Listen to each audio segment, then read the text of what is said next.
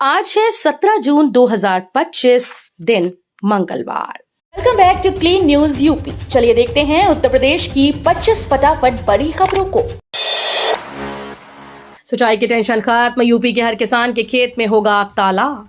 उत्तर प्रदेश सरकार किसानों की आय बढ़ाने और खेती में जल संचयन को बढ़ावा देने के लिए प्रयासरत है। केंद्र और राज्य सरकार लाभकारी योजनाओं, कृषि यंत्रों पर अनुदान, एमएसपी का लाभ समेत अनेक सुविधाओं से किसानों को लाभान्वित कर रही है। इस कड़ी में यूपी सरकार की खेत तालाब योजना किसानों के लिए काफी कारगर साबित हो रही है। हर साल बड़ी संख्या में किसान इसका फायदा ले रहे हैं। एमएसपी पर पहली बार रबी मक्का की खरीद शुरू, किसानों को मिलेगा 2225 रुपए प्रति क्विंटल का भाव। योगी सरकार ने किसानों को बड़ी राहत देते हुए पहली बार रबी सीजन की मक्का फसल को न्यूनतम समर्थन मूल्य पर खरीदने का फैसला लिया है। ये खरीद 15 जून से शुरू हो चुकी है और 31 जुलाई 2025 तक चलेगी। सरकार किसानों से 2225 रुपए प्रति क्विंटल की दर से मक्का खरीदेगी। योगी सरकार इस जिले को बना रही इलेक्ट्रिक वाहन निर्माण का हब, ईवी पार्क का होगा निर्माण। यूपी की योगी सरकार कानपुर को इलेक्ट्रिक वाहनों का हब बनाने जा रही है। कानपुर महानगर विकास विजन 2030 के तहत कानपुर को इलेक्ट्रिक वाहन विनिर्माण का प्रमुख केंद्र बनाने की दिशा में महत्वपूर्ण कदम उठाया। उत्तर प्रदेश राज्य औद्योगिक विकास प्राधिकरण कानपुर के भीमसेन के निकट नई dedicated freight corridor corporation corridor के 500 एकड़ क्षेत्र में एक अत्याधुनिक ईवी पार्क की स्थापना की जाएगी।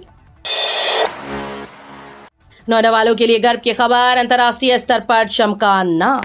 नोएडा के नागरिकों के लिए गर्व की खबर है। ये गर्व की खबर पूरे गौतम बुद्ध नगर जिले के नागरिकों के लिए गर्व करने वाली खबर है। खबर ये है कि नोएडा कमिश्नरी पुलिस का नाम अंतर्राष्ट्रीय मानकों पर स्थापित हो रहा है। अभी तक नोएडा कमिश्नरी पुलिस के 8 थानों को अंतर्राष्ट्रीय मानक पर खरा उतरने का सर्टिफिकेट मिल चुका है। ये सिलसिला आगे बढ़ते हुए जल्दी ही नोएडा कमिश्नरी पुलिस के 2 और थानों को अंतर्राष्ट्रीय मानक का सर्टिफिकेट मिलने वाला है। कश्मीर घाटी से भी होगा प्रयागराज का सीधा रेल संपर्क, समय सारणी पर चल रहा है मंथन। श्री माता वैष्णो देवी कटरा रेलवे स्टेशन से श्रीनगर के बीच कश्मीर की वादियों से गुजरती वंदे भारत एक्सप्रेस के तमाम वीडियो इन दिनों सोशल मीडिया में वायरल हैं। प्रयागराज के लोग भी इन वीडियो को पसंद करने के साथ साथ शेयर भी कर रहे हैं। आने वाले दिनों में प्रयागराज के लोगों को इस तरह के वीडियो शेयर करने की जरूरत नहीं पड़ेगी। शिक्षकों को अवकाश में स्कूल न बुलाएं, यूपी के कई एमएलसी ने सीएम योगी को लिखा पत्र। उत्तर प्रदेश के कई एमएलसी ने प्राइमरी स्कूल्स में बढ़ाए गए 30 जून तक अवकाश के दिनों में शिक्षकों को स्कूल्स न बुलाने का समर्थन किया। एमएलसी देवेंद्र प्रताप सिंह, एमएलसी आशुतोष सिन्हा, प्रश्न और संदर्भ समिति के सभापति राज बहादुर सिंह चंदेल और एमएलसी अरुण पाठक ने मुख्यमंत्री योगी आदित्यनाथ को पत्र भेजा। इन्होंने मुख्यमंत्री से शिक्षकों, शिक्षा मित्र और अनुदेशकों को अवकाश अवधि तक घर से काम करने की छूट दिए जाने का अनुरोध किया। यूपी बीएड रिजल्ट 2025 जारी, इन आसान स्टेप्स से चेक करें परिणाम। बुंदेलखंड यूनिवर्सिटी झांसी ने उत्तर प्रदेश बीएड संयुक्त प्रवेश परीक्षा 2025 का परिणाम आधिकारिक वेबसाइट पर घोषित कर दिया है। परीक्षा में शामिल हुए अभ्यर्थी अब अपना स्कोर कार्ड यूनिवर्सिटी की वेबसाइट पर जाकर देख सकते हैं। यूपी बीएड जेईई 2025 का आयोजन 1 जून को राज्य के विभिन्न परीक्षा केंद्रों पर किया गया था। कस्तूरबा गांधी आवासीय विद्यालय की छात्राएं भी अन्य राज्यों में जाएंगी भ्रमण पर। आजमगढ़ जिले के कस्तूरबा गांधी आवासीय बालिका विद्यालयों की छात्राएं अब अन्य राज्यों और शहरों का भ्रमण करेंगी। इस पहल का उद्देश्य छात्राओं को विभिन्न प्रांतों की संस्कृति, भाषा, रहन सहन और प्रसिद्ध स्थलों की जानकारी देना है। ये अवसर उन्हें राष्ट्रीय आविष्कार अभियान कार्यक्रम के तहत प्रदान किया जा रहा है।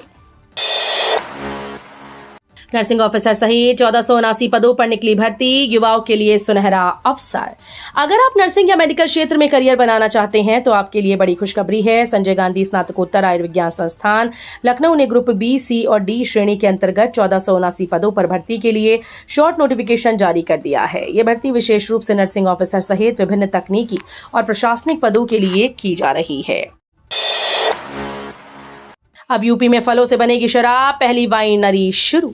मुख्य सचिव मनोज कुमार सिंह ने रविवार को मलिहाबाद के गांव जल्लाबाद में प्रदेश की पहली winery ambrosia nature living LLP का शुभारंभ किया। इस अवसर पर मुख्य सचिव ने कहा कि ये पहल प्रदेश में फल उत्पादन और उद्यमिता को बढ़ावा देने की दिशा में एक महत्वपूर्ण कदम होगा। पीजी सीट्स के लिए चिकित्सा शिक्षकों का तबादला रुका। डॉक्टर डीपी शिवहरे और डॉक्टर जयवर्धन का प्रमोशन हुआ। जीएसवीएम मेडिकल कॉलेज के त्वचा रोग विभागाध्यक्ष डॉक्टर डीपी शिवहरे और फिजियोलॉजी विभाग के डॉक्टर जयवर्धन सिंह का तबादला रुक गया। दोनों चिकित्सा शिक्षक एसोसिएट प्रोफेसर के पद पर पदोन्नत हुए। चिकित्सा शिक्षकों की कमी को देखते हुए बड़ी पीजी सीट्स के मानक को पूरा करने के लिए इन्हें रोका गया। यूपी में पंचायत चुनाव लड़ने की तैयारी में जुटी कांग्रेस, जिलेवार की जा रही समीक्षा। कांग्रेस संगठन सृजन अभियान के जरिए सिर्फ संगठनात्मक ढांचा ही नहीं दुरुस्त कर रही है, बल्कि पंचायत चुनाव की तैयारी में जुटी है। जोनवार हो रही समीक्षा में हर जिले के जिलाध्यक्ष व शहर अध्यक्ष से संबंधित कार्यकारिणी के एक सदस्य के बारे में जानकारी ली जा रही है। कांग्रेस का मानना है कि पंचायत चुनाव विधानसभा का रिहर्सल है। ये चुनाव पार्टी के सिंबल पर नहीं होता, लेकिन पार्टी के पदाधिकारी पंचायत चुनाव जीतते हैं तो विधानसभा चुनाव के लिए माहौल बनेगा। यूपी में होम स्टे और हेरिटेज प्रॉपर्टी में निवेश पर छूट देगी सरकार। आगरा में राष्ट्रीय जन उद्योग व्यापार संगठन के 2 दिवसीय बिजनेस समिट का समापन रविवार को ताज रोड स्थित होटल में हुआ। समापन समारोह में प्रदेश के पर्यटन और संस्कृति मंत्री तथा जनपद प्रभारी जयवीर सिंह ने उद्यमियों से पर्यटन के क्षेत्र में निवेश का आह्वान किया। उन्होंने कहा कि 5 कमरों वाले होम स्टे के पंजीकरण पर 25% सब्सिडी दी जा रही है।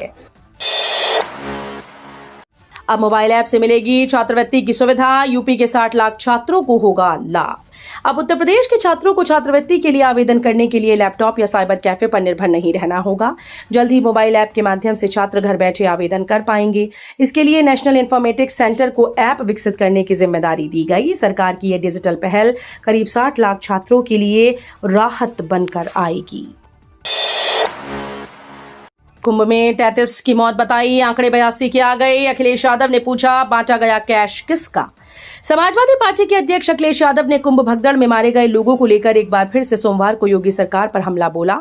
अखिलेश ने मुख्यमंत्री योगी आदित्यनाथ का नाम लिए बगैर कहा कि जो लोग दावा करते थे कि कुंभ में 33 की जान गई, अब तो 82 की मौत के आंकड़े आ गए। अखिलेश ने कहा कि अब भी सरकार कई चीजें छिपा रही है, अभी भी सच्चाई सबके सामने नहीं आई है। अखिलेश ने सवाल किया है कि सरकार क्या कर रही थी।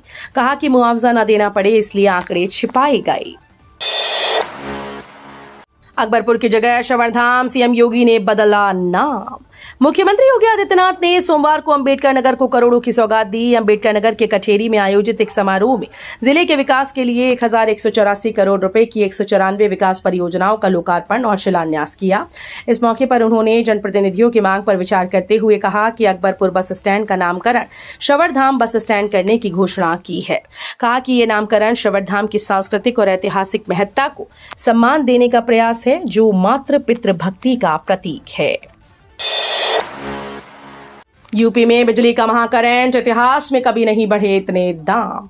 उत्तर प्रदेश में बिजली उपभोक्ताओं पर एक बार फिर से आर्थिक बोझ बढ़ने की संभावना है। Uttar Pradesh power corporation limited ने बिजली दरों में भारी बढ़ोतरी का प्रस्ताव नियामक आयोग के समक्ष दाखिल किया। इस प्रस्ताव के अनुसार ग्रामीण क्षेत्रों में बिजली दरों में 45% और शहरी क्षेत्रों में 40% की वृद्धि की जा सकती है। इसके अलावा नए बिजली कनेक्शन लेना भी महंगा होने वाला है। नोएडा सेक्टर 62 से साहिबाबाद तक चलेगी मेट्रो, 16वें वित्त आयोग की फंडिंग से होगा विस्तार। उत्तर प्रदेश के नोएडा सेक्टर 62 से साहिबाबाद तक मेट्रो विस्तार को लेकर एक बार फिर से उम्मीद जगी। इस बार गाजियाबाद डेवलपमेंट अथॉरिटी ने फंडिंग पैटर्न का झंझट खत्म कर दिया। सीधे 16वें वित्त आयोग से इस मेट्रो प्रोजेक्ट के लिए फंड की डिमांड की गई। इसका प्रस्ताव बनाकर शासन को भेजा गया। उम्मीद है कि यहां से फंडिंग होगी। जीडीए ने कुल 2441 करोड़ रुपए का प्रस्ताव भेजा है।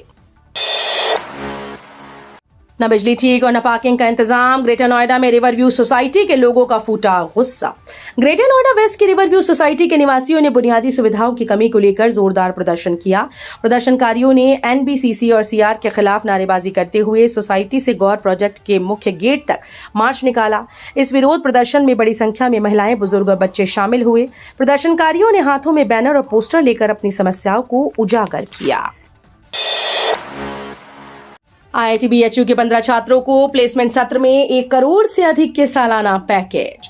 भारतीय प्रौद्योगिकी संस्थान वाराणसी ने 2024-25 प्लेसमेंट सत्र में उल्लेखनीय सफलता प्राप्त की। वैश्विक भर्ती में अनिश्चितताओं के बावजूद अब तक 1373 से अधिक जॉब ऑफर मिल चुकी हैं, जिनमें 4 अंतर्राष्ट्रीय ऑफर शामिल हैं। खास बात यह रही कि संस्थान के 15 छात्रों को 1 करोड़ से अधिक के सालाना वेतन पैकेज प्राप्त हुए। बताते चलें कि इसमें सर्वाधिक पैकेज 2.20 करोड़ प्रति वर्ष रहा। यूपी में हमीरपुर ने रचा इतिहास, गेहूं खरीद में बना नंबर 1। उत्तर प्रदेश में गेहूं खरीद के मोर्चे पर हमीरपुर जिले ने अपनी धाक जमाई। सभी 74 जिलों को पछाड़ते हुए हमीरपुर ने इस बार गेहूं खरीद में पहला स्थान हासिल कर लिया। इतना ही नहीं, जिले ने अपने निर्धारित लक्ष्य से 100% से अधिक गेहूं खरीद कर किसानों को समय पर 90% से ज्यादा भुगतान भी सुनिश्चित किया, जिससे अन्नदाताओं के चेहरे पर खुशी की लहर दौड़ पड़ी।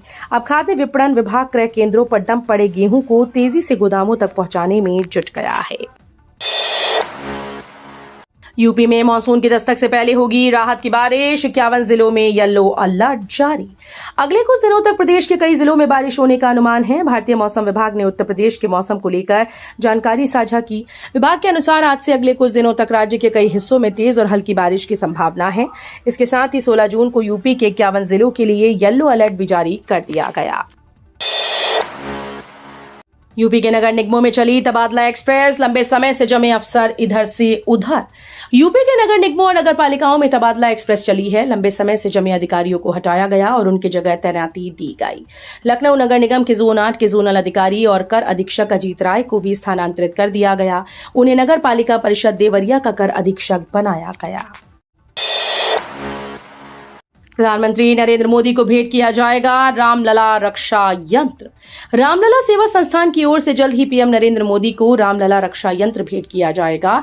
संस्थान की ओर से 5 विशेष चांदी से निर्मित यंत्र तैयार किए गए हैं, जो 5 विशिष्ट लोगों को दिए जाएंगे। अब तक ये यंत्र सीएम योगी आदित्यनाथ व श्री राम जन्मभूमि तीर्थ क्षेत्र ट्रस्ट के अध्यक्ष महंत नृत्य गोपाल दास, राम मंदिर व सिद्धपीठ हनुमानगढ़ी को समर्पित किया जा चुका है। लखनऊ एयरपोर्ट पर बड़ा हादसा चला। हज यात्रियों से भरे सऊदी अरबिया एयरलाइंस विमान के पहिए से निकली चिंगारी। उत्तर प्रदेश की राजधानी लखनऊ में प्लेन के पहिए में आग लगने की खबर है। लखनऊ अमौसी एयरपोर्ट पर लैंडिंग के बाद टैक्सीवे पर जाते वक्त सऊदी अरबिया एयरलाइंस के विमान के बाएं पहिए से चिंगारी और तेज धुआं उठने लगा। ये विमान जेद्दा से हज यात्रियों को लेकर लौटा था। चिंगारी का पता चलते ही पायलट ने एयर ट्रैफिक कंट्रोलर को सूचना दी। तो ये थी आज की 25 फटाफट बड़ी खबरें। अगर आपको न्यूज पसंद आई हो तो वीडियो को लाइक और शेयर जरूर करें। धन्यवाद।